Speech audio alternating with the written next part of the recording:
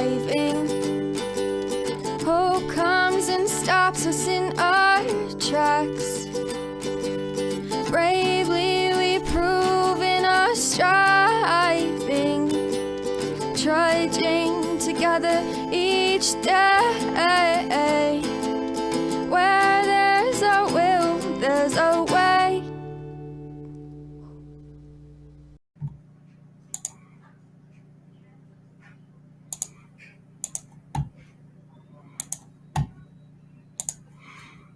Hello. One more share. There we go. Good afternoon. Hey, Ingrid. Good to see you. I'm going to be talking about sponsorship today, and you know, sponsors come in all sorts, shapes, and sizes, but there's a certain rhythm to it, and at least there was for me. And I just kind of noticed that. Now, I'm not saying it's wrong. But we're doing like this speed recovery. Get through those steps as fast as you can. I don't really agree with that, because there's certain things that happen at certain times. Okay. And it needs to take effect, like steps 1, 2, and 3. Even though they are non-action steps, there's a shit ton to them. A shit ton. Right? So it could be kind of tough. So I probably do things differently. Yeah, it took you 7 years. Usually when I sponsor somebody, it takes about 9 months to a year. Yeah. Yeah. Hey, Amber. Hope I didn't get you during pizza delivery. So I thought I'd come on and just let people kind of know how I sponsor. Now, granted, like I said, every sponsor is different. God provides different things. I'm the slow and easy. I do slow and easy, man. These people that are a little bit older, they don't like rushing through stuff. You know, if we're rushing through it, are we really getting down to causes and conditions on that 4-step? You know, can you take an unwilling person and make them willing? Yeah. Yes, you can. You can do that. Yeah, stop spending though. So this is my sponsorship book. This is the book that I went through my sponsor with. Okay, it's all marked up. Look at the front page. Okay, that was one day. That was one day. Okay, I want you to see something. See? Right. See this shit? Every single page is marked up. And this is the book that I use to go through with my sponsees. And it is marked up so that I remember what I'm doing, right? Okay, that's why it's marked up like that. Now, I got to get a different big book because this one's getting wore out. And it's my only big book right now. So I need to get another one. But this is my guide. Here it is. And I do the same thing. All right. So the first time I meet with a sponsee, we don't do any work. We don't do anything. We don't read from the big book. We don't do anything. We just talk. Because the number one thing is I need to figure out if I'm a suitable sponsor. That's the first thing I need to find out. Now, should the sponsee be figuring that out? They're going to go through their own stuff. But I'm going to tell you, as a sponsor, if you are looking at yourself honestly, you're going to find sometimes you have a sponsee who could probably have a better sponsor. I've been through that, right? I'm kind of tough. So guys that are a little more timid, just they don't quite make it with me. They need somebody that's a little probably more towards their type. But I can recognize that and say, hey, you know what? I think you do better than me. I don't think I'm your fit. That doesn't mean we're not friends, but let me help you find a sponsor. Because see, as a person that's done the work, I know this stuff. I know it very, very well. Okay. Now, when it comes to sponsorship, number one, we don't compare. There's no comparison. Okay. For me, I have 4 sponsees right now, and that's pushing it. Okay. I don't usually take on more than 3 sponsees. And I would recommend that you don't either. Okay. And why is that? That is because you still have your job, you have your family, you have your meetings, you have your own sponsor, you got therapy, you got the kids. Can you see why now? Okay. And when we take on a bunch of sponsees, they get very limited time. And when I meet with my sponsee, I need to be 100% there. Right. So the first talk we have is, who are they? Who is Dion? I tell them a little bit about me. And then I ask pertinent questions. Where'd you grow up? What was your life like, man? You know what we're doing? It's actually like a podcast. I'm just doing thoughtful interviewing. This thoughtful interviewing. Hey, how do you feel about this? There is one question that I always ask. There's one question I always ask.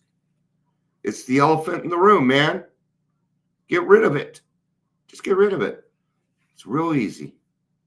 There's no right or wrong answer. How do you feel about God? And they're going to give you an answer. Okay? Listen to that answer. Repeat it back to them so that they understand that you understand. See, what you've done then is created common ground. See, you're already doing this stuff. You just don't know it. Now that I'm letting you know that you're doing it, you can put it into your intentions and become a better sponsor. Right? Now, granted, I have some skills. Oh, I got skills, baby. I have some skills. I've been doing this for a long time. I've been on therapy for a long time. So, with my sponsees, sometimes, we get into feelings and we talk about them. And we talk about them. We're allowed to do that. No, we're not therapists. I'm not going to give advice. Yeah. I don't start a file. I don't do that. But you know what? I don't always remember everything either. So there you go. See, you can always work to being a better sponsor. Maybe I need to get a little notebook so I can keep track, so that way, like write down their sobriety date and stuff. That's a great idea. And very useful too, right? So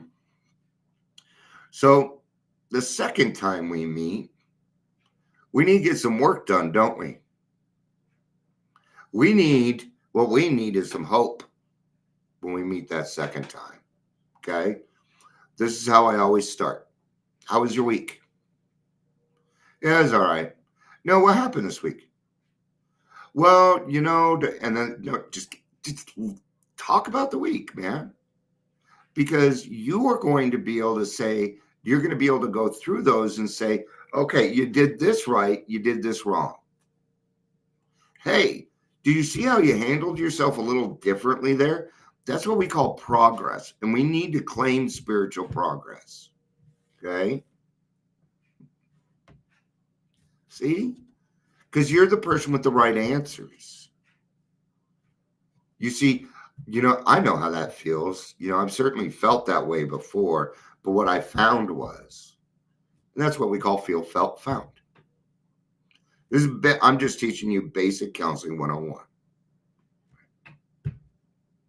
Okay? The very first thing, and I do not hide it at all. Okay. I don't hide anything. There's no tricks in AA. Okay. But what I do tell them, there's a couple things I tell them, that AA is a lot like the Karate Kid. That one day you're going to come to me bitching and whining and moaning about how life is not treating you fair. I'm going to ask you to wax on you. I bet your ass you're going to do it. You watch. Because we're the last people to know. So a sponsor's job is also to mark the progress of that person so that they can see it too. We are about encouragement. Encouragement. Doing the right thing. Yeah, good job, man. And there's nothing better than listen to a young man who's got 30 days saying he just spent the weekend with his children and he loved it. And that's where we get our hope. So the second time, right? And I do that every week. Sometimes it takes up the whole hour. Doesn't matter. I'm going to tell you, it does not matter. Okay? It is in God's time. And if I do it any other way, if I force it, if I push it, then that is Dion's will. Because there's a very important step coming up. And if it isn't done correctly, you can forget the rest of the program. And that is step 3. Step 3. So the first thing on our second meeting, I pull out this. I pull out the 12 steps and traditions, and we're going to read step 1. Amber watched me do this with my, so we had our big book study and only one person showed up. Turns out that he didn't have a sponsor. He was looking for a sponsor. He was one of the people I was thinking of.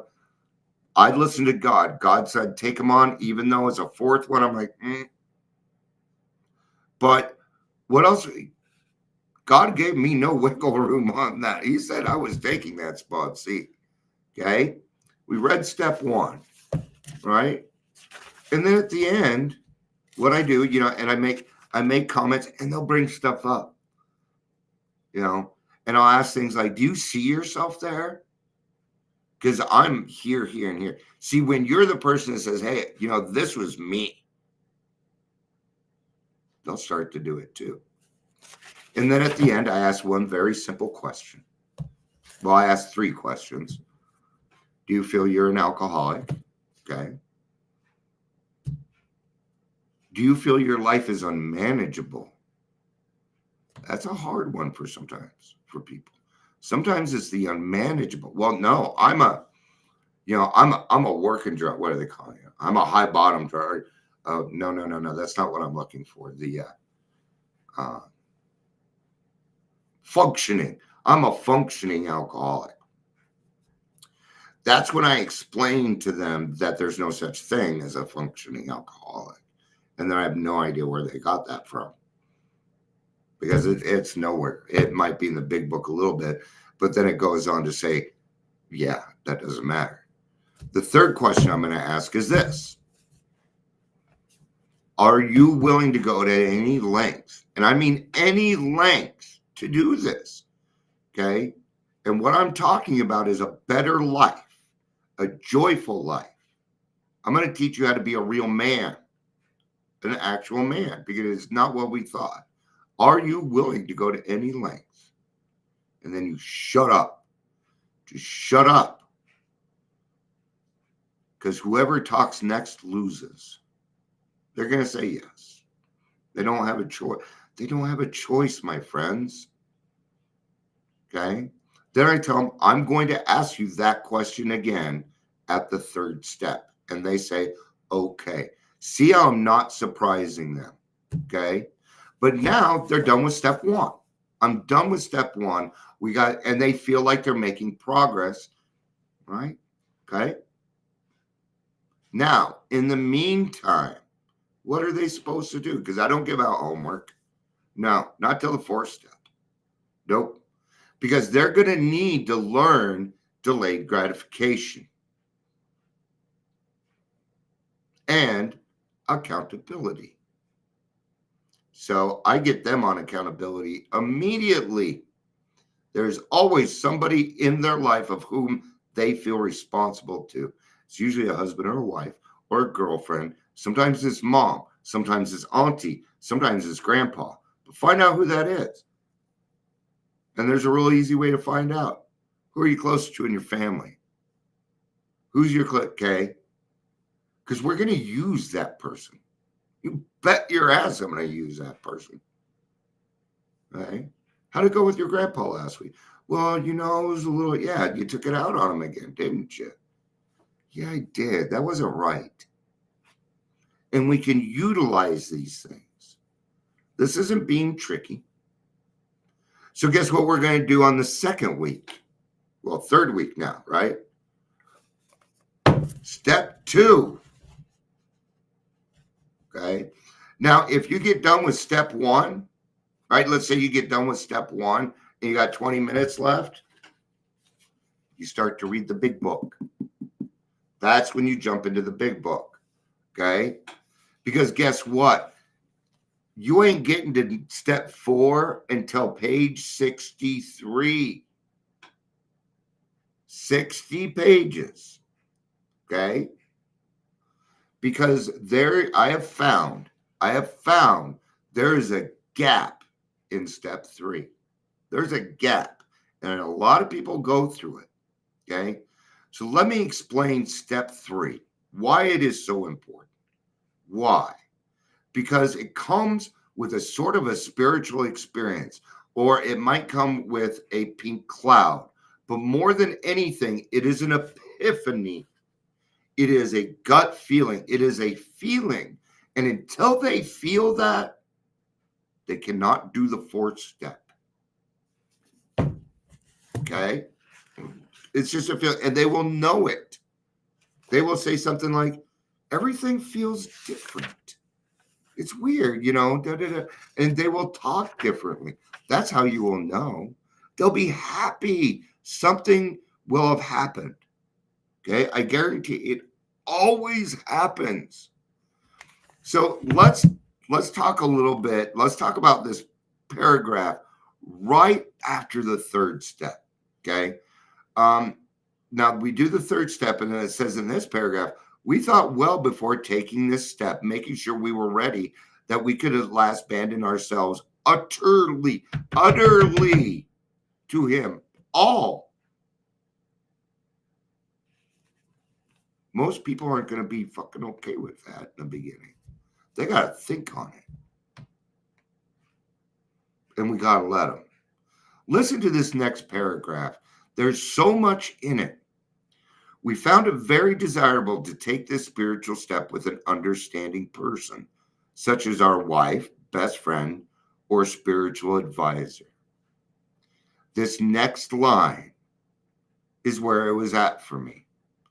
But it is better to meet God alone than with one who might misunderstand. There's our key. It's a personal relationship. It is between you and your higher power. And I'm going to tell you something. I have no business being a part of it. I will do this. I've never seen the 3rd step take effect while doing the prayer with him. Never seen it. That's just my experience.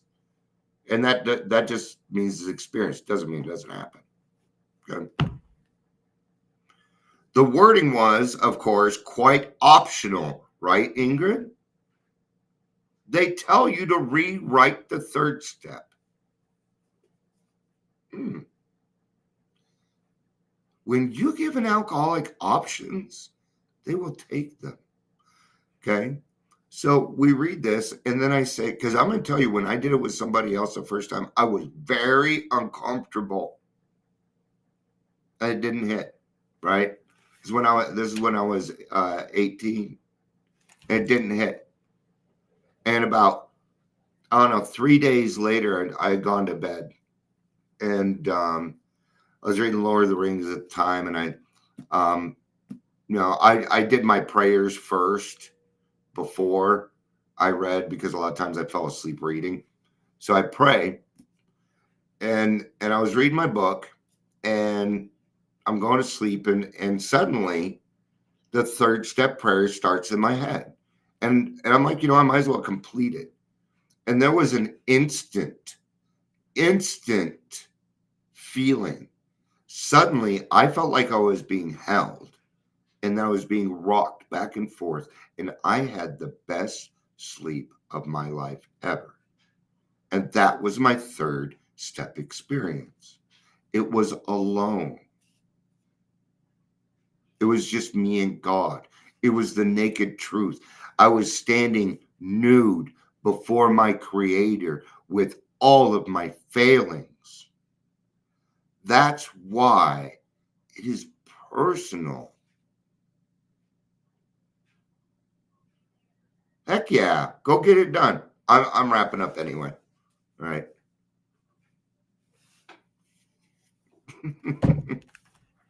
Because I can't explain everything that I do. That'd be all right.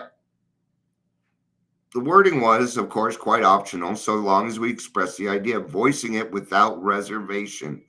This was only a beginning, though, if honestly and humbly made, an effect, sometimes a very great one, was felt at once. So I'm going to tell you when it actually happens, you can see it. Pink cloud is usually what happens. Pink cloud. Their eyes might start shining already.